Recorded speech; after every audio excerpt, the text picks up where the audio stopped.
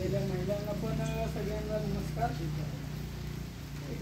तुम्ही जी इच्छा दाखवली त्याच्यातून हे साध्य होत आहे. माझे मालकरी किंवा अन्य कोणी हे सांगितलं की असं असं करायचं आहे, परंतु प्रत्यक्ष जे काम आहे ते तुम्ही करायचे आहे. तर तुमचं सगळ्यात जास्त आभार सगळ्यांचे.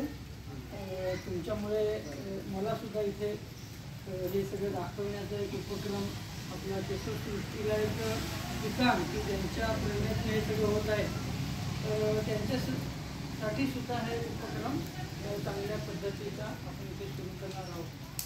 मितेशजींचं मी खूप आभार मानेल की वेळात वेळ काढून ते इथे आले आणि बऱ्याच वर्षापासून केशवसृष्टी अंतर्गत उपक्रम असा एक विभाग चालतो उद्योग, त्याच्यात मितेशजी आहेत हे ह्या उद्योगाचे प्रमुख आहेत आणि ते गावागावात असे उपक्रम सुरू करायला प्रेरित करत असतात.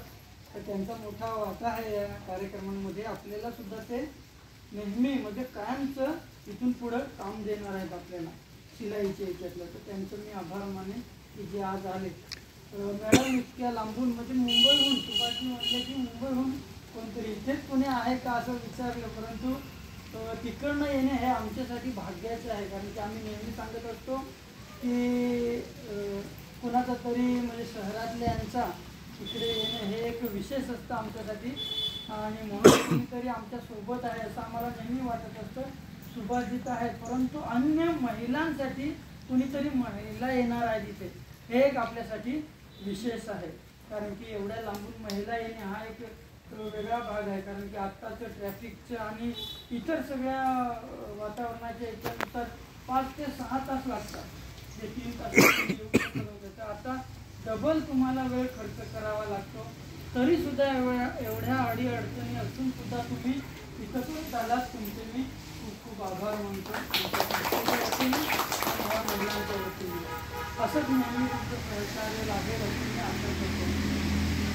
एक उद्देश असा होता की काहीतरी महिलांसाठी पण इथे सुरू आहोत. मुलांसाठी तर आम्ही एकातलं का होईना पण असे उपक्रम तुम्ही इथे बघत असाल की धर्तरी ग्रामोन्नती सेवा संस्थेच्या माध्यमातून आम्ही काही ना काही धडपड करत असतो. या परिसरातला जो समाज आहे त्यांच्यासाठी काही ना काही उपक्रम करत असतो. मग त्याच्यात मातीपूजन असेल, बाईक रॅली असेल तरुणांसाठी, त्याच्यानंतर सामुदायिक विवाह असतील. आत्ता येत्या 25 तारखेला रानभाजी महोत्सव परिसरातल्या ज्या महिला आहेत त्या 30 महिलांनी सहभाग घेतलेला आहे.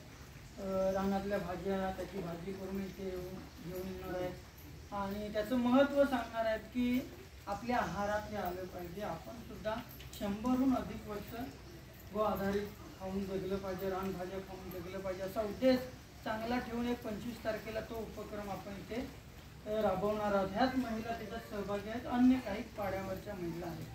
तर असे छोटे छोटे उपक्रम आपण इथे राबवावेत असं आपण केशवसृष्टीला आपण आवाहन केलं.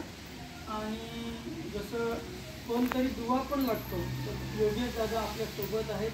त्या विक्रमगड तालुक्यातले जे केंद्र आहे त्याचे ते केंद्र प्रमुख आहेत आणि शहरातून एक जण संकुल केलेले आहेत त्याचे प्रमुख सुभाषजी आपल्या सोबत आहेत. तर हा ग्रामीण भाग आणि शहरी भाग असं दोघांना जोडण्याचं काम केलं ते योगेश दादांनी, सुभाषजींनी. आणि प्रत्यक्ष ग्राउंड लेवलवर काम त्यांनी येऊन इथे उभं केलं. त्याच्यातला हा एक उपक्रम आहे महिलांसाठी शिलाई मशीन.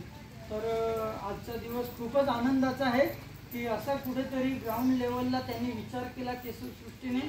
आणि जे त्यांचे सर्व आहेत विमलजी केडिया त्यांचंसुद्धा इथं मी खूप खूप आभार मानेन की त्यांनी आमच्यावर विश्वास दाखवला आणि इथे उपक्रम हा घ्यायला त्यांनी मान्यता दिली. आणि आज हा आपल्या सगळ्यांच्या साक्षीने हा उपक्रम इथे सुरू होत आहे. आणि खरंच जे गरजूवंत आहेत महिला त्यांना हा एक उपक्रम इथे सुरू होत आहे आणि त्या भविष्यात आपला संसार आपलं कुटुंब सांभाळून आपल्या पायावरती उभं राहतील असं मला विश्वास आहे. आणि अजूनसुद्धा हे आता तर 21 महिलांनी फॉर्म भरलेले आहेत.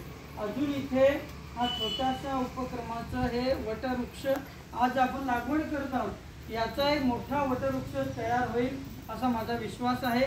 आणि हजारो लोकांना आपण हा उपक्रम जॉईन करायला लावणार आहोत आणि त्याच्या माध्यमातून गावागावातल्या महिला स्वतःच्या पायावर उभं राहतील असा माझा नक्की विश्वास आहे। ही त्याच्यातली एक छोटीशी पायवाट सुरू आपण करून देत आहात। पुन्हा एकदा सर्वांचे या ठिकाणी खूप खूप आभार आणि असंच सहकार्य नेहमी करत राहाल तुम्ही असा विश्वास। धन्यवाद।